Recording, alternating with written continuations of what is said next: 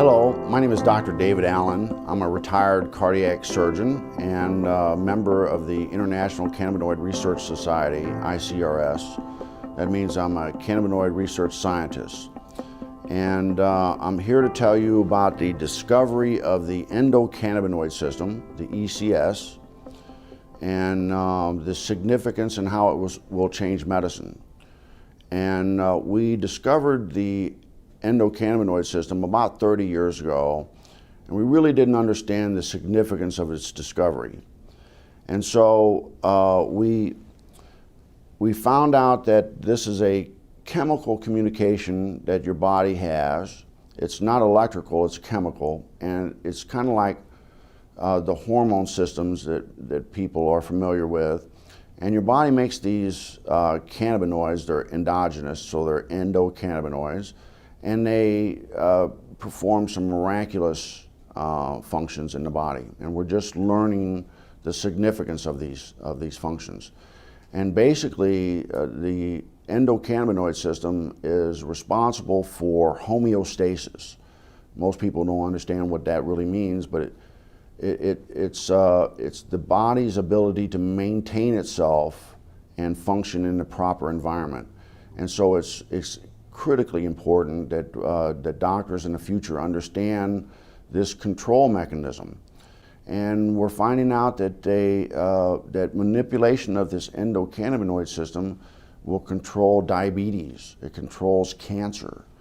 It controls whether you can survive a heart attack or stroke. And so this is critically important for doctors to understand this new science. And the discovery of the endocannabinoid system is the single most important medical scientific discovery ever, and will save more lives than the discovery and application of sterile surgical technique. And I'm a heart surgeon saying that. So more people will be saved by manipulation of the endocannabinoid system than are currently saved by surgery. But recent research has been looking at cannabis and the different cannabinoids. There's over 80 plus cannabinoids discovered in the cannabis plant. The second most dominant one besides THC is cannabidiol or CBD. Okay. And the research now is over 1,200 peer-reviewed journals on CBD. It's probably the most exciting and researched ingredient or substance right now around the world. Mm-hmm.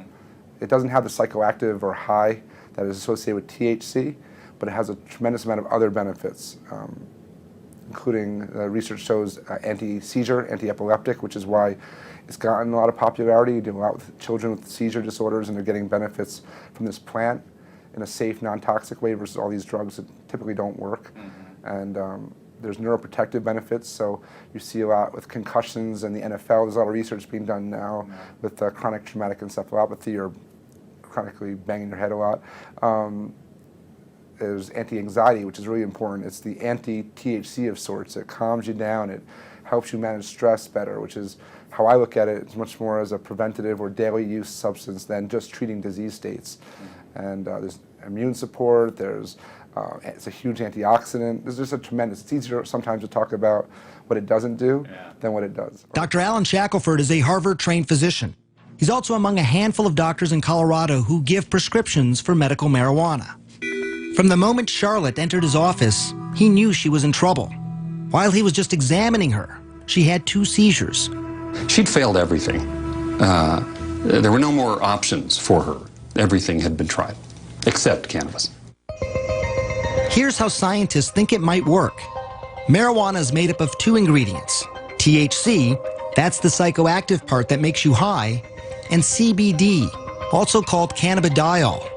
It's the CBD that scientists think modulates electrical and chemical activity to help quiet the excessive activity in the brain that causes seizures. For a long time, the work on cannabis and epilepsy was sort of inconclusive. Maybe it works, maybe it doesn't. They couldn't quite figure it out. And it's only when they really started separating THC from CBD that they saw, definitively, yes, CBD seems to really stop seizures. So in the 1930s, they made tinctures. What were they making the tinctures for, and why were they doing these tinctures? Well, I mean, the medicinal uses of hemp are just numerous. The hemp helps, well, we can talk about the cancer effects of hemp, but it helps with inflammation. It's very anti-inflammatory. It helps with seizures. It's very effective with PTSD for the vets that are coming back that have post-traumatic traumatic stress disorder. Very effective at treating that. It's an anti-inflammatory.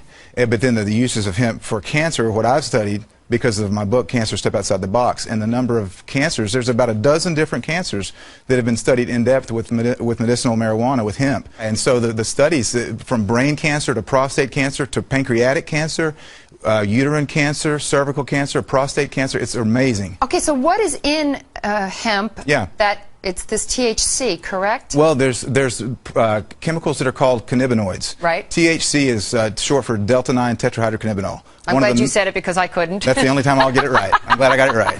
So that's the one, THC is the one cannabinoid that everyone's familiar with. That's the one that's psychoactive, and that's the one that gets you high if you smoke it. Okay. But there's other cannabinoids. One is called CBD, cannabidiol, and it's very medicinally used. There's no psychoactive component of CBD. So what do? Extract these and make tinctures, or you can make tea out of? You can make tea. You can eat it. It's a great superfood. You're into raw. A lot of people use raw hemp in their superfoods. Well, do you get high off of hemp if you eat it as a superfood? No, well, or just the seeds. You've got to heat the THC to make it become psychoactive. So people that eat the plant, they put it in a smoothie. You know, they're super green smoothies. Right. You're not going to get high off of that because you didn't superheat it. But is it then, if you put it in a smoothie like that, is it good prevention to cancer? It is. It's very well. It's got a perfect ratio of omega-3 to 6 fatty acids. It's got more GLA, gamma-linolenic acid, than any other plant.